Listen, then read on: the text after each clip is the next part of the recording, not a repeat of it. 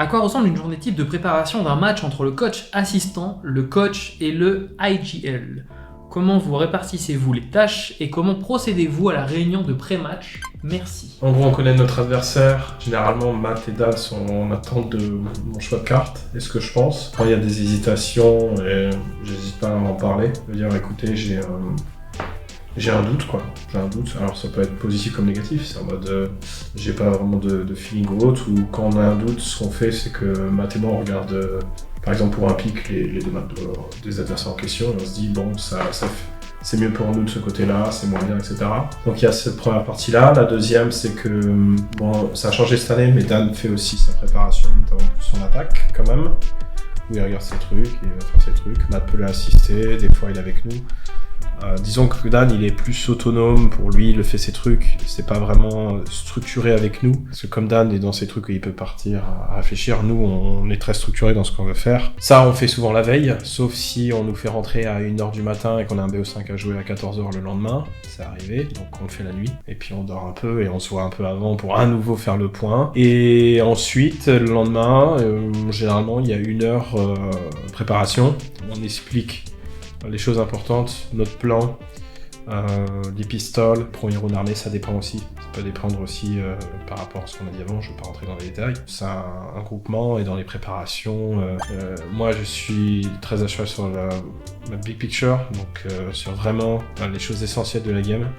Matt est très à cheval, énormément, il rigole sur des détails, il peut partir même très loin des fois, mais ça a fait son succès, ou des fois, bon, il se dit, il a bien perdu 10 minutes, il se dit, bon bah, ça c'est pourri, je le ferai plus tard. Voilà, c'est comme ça qu'on essaie de se compléter. Après, la préparation, ça termine jamais vraiment, puisque avant le match, il y a des rappels.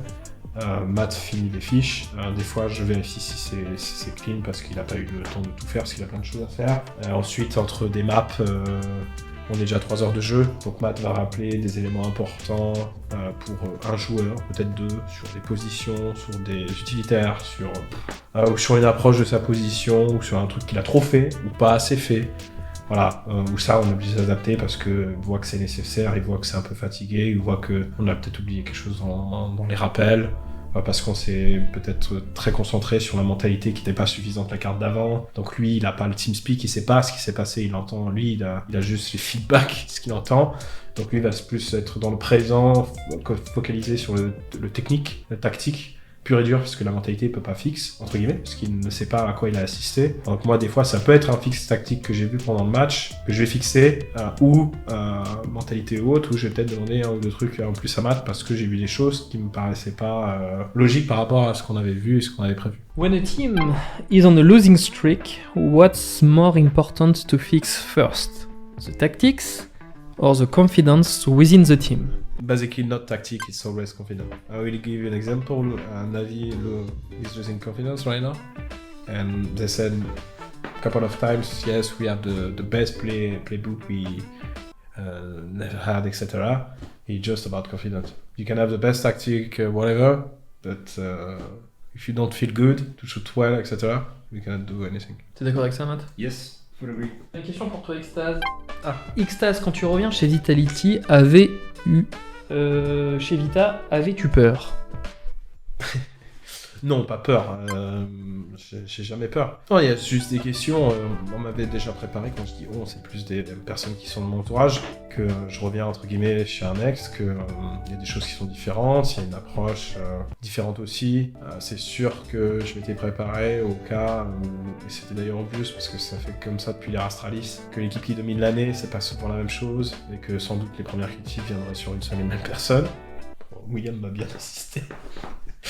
Alors que c'était pas mérité, mais non, j'ai pris comme un challenge. Et comme je l'ai dit, je suis plus sur les réseaux sociaux, mais le jour où ce sera fini, vous me verrez écrire. J'ai dit que j'étais là pour finir ce que j'avais commencé, donc quand ce sera fini, on me verra en action. Quelles sont vos pistes pour le coaching staff de la possible académie? Est-ce que vous envisagez des interventions de l'équipe main? Pour moi, j'imagine ça.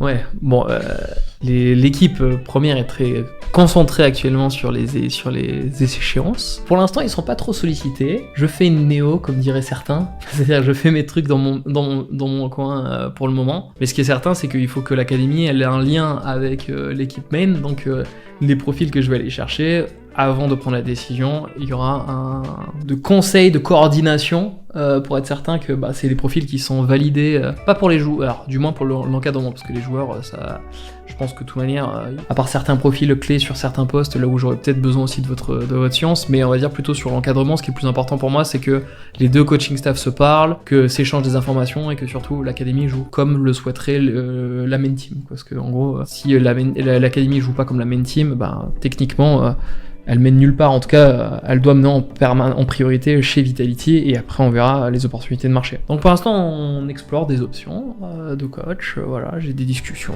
ça avance doucement, j'ai des préférences, et je ferai un petit peu mon top 3 mon top 3 aux deux monsieur à côté, mais bon, je pense que j'ai un candidat en tête, sympa, on verra. Et je pense que ça devrait fit, j'espère. Mais ils sont pas forcément au courant encore de tout ce qui se trame et ce qui se passe, ce qui est plutôt sain. Parce qu'il y a tellement à faire déjà de votre côté que c'est aussi, quand on parlait du rôle du management et du management, je pense qu'aussi on est arrivé dans un degré aussi de confiance où ils savent que Vitality est pas là pour tirer dans le pied du projet ou des joueurs, et que généralement on a ce degré aussi de relation où voilà, c'est si demain l'académie sera construite en bonne intelligence, ouais. Voilà. Il a l'habitude de découvrir des trucs de toute manière. Mais bon, je travaille de mon côté. Tu m'as dit pas mal de trucs, moi. Oui, mais je t'ai dit tout à l'heure, il y a 10 minutes. Oui. Voilà. Mais si je souris, c'est que c'est positif. Ouais. Parce qu'il y a des gens qui me voient sourire. Tu penses qu'il fera un bon coach, Schlox? Pour des jeunes, oui. Pour gérer des stars, non. Extrêmement pédagogue. Ouais. C'est quand même, je pense que c'est celui dans l'équipe qui avait la meilleure relation justement avec les joueurs qu'on avait d'une autre génération, avec Kevin et Jason. 100%. C'est lui qui arrive à leur parler le mieux, à essayer de les comprendre, à prendre le temps de leur expliquer les choses en tant que coéquipier, dans cette notion-là. Donc, mais oui, 100%. Et Spinks, on a toujours des bonnes relations. Hein. Avec Spinks, Avec Spinks, on le voit tout le temps. vous le voyez tout le temps. Donc, je pense qu'il commence à me détester ça. Là, je pense que c'est plus lui qui a des mauvaises relations ouais. avec Il le était... fait de voir le tag. Non, mais par exemple, moi je l'avais vu à Kato, justement, en plus, le pauvre, il avait été sur une période de Mercato, donc c'est moi qui le vendais un peu aux équipes et tout, et donc il peut toujours avoir un peu des tensions, parce que t'as toujours peur d'être bloqué par ton équipe pour un prix ou pour un machin, etc. Et quand je l'avais vu à Kato, au final, je pense que finalement c'est bien fait, parce que même la vente, ça s'est fait smooth. Il voulait absolument les schémas, on l'a pas retenu, on n'a pas été casse-couille, on aurait pu demander encore beaucoup plus, on a vraiment été propre et très humain avec son cas, quoi. Il faut juste travailler sur le fait qu'actuellement, les deux parties sont extrêmement... Oui, non, mais je veux dire, ça se passe super bien pour lui aussi. Hein. Vous regardez un peu les autres jeux ou pas? Toi, Matt, tu regardes? Ouais, un petit peu. Tu regardes quoi, toi?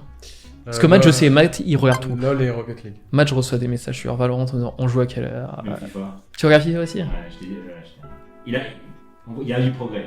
Je crois qu'il a eu un match qualificatif récemment, je crois. Non, il a gagné, ça y est, enfin. Il a enfin, en fait, à chaque fois, il n'arrivait pas au match qualificatif. Et ça y est, et en plus, il était mené 3-0. Et il a bien remonté, il a gagné. Ouais, malheureusement, et après, il a joué un gros client. Il a joué un mec qui s'appelle Nicolas. Un mec, même quand j'étais secrétaire d'équipe de France, il était déjà là, ce mec-là. C'est un Argentin qui s'appelle genre Iceman. Mais non, il est attachant. Il est très Ilian, ouais, non, mais surtout. C'est ça soit qu'il prépare sa reconversion. C'est directeur e-sport. Des directeurs e-sport, Mais c'est surtout qu'il y a un partenariat avec Lille, mon cher. Obligé, normalement, tu devrais regarder. Lille, quand même. Ouais, je regarde Lille. Il représente le LOSC. Ouais, c'est vrai. Ceux qui n'ont pas compris, ils sont mon club. Tu partages ça avec Arnaud, du coup. Malheureusement. Malheureusement. Ouais.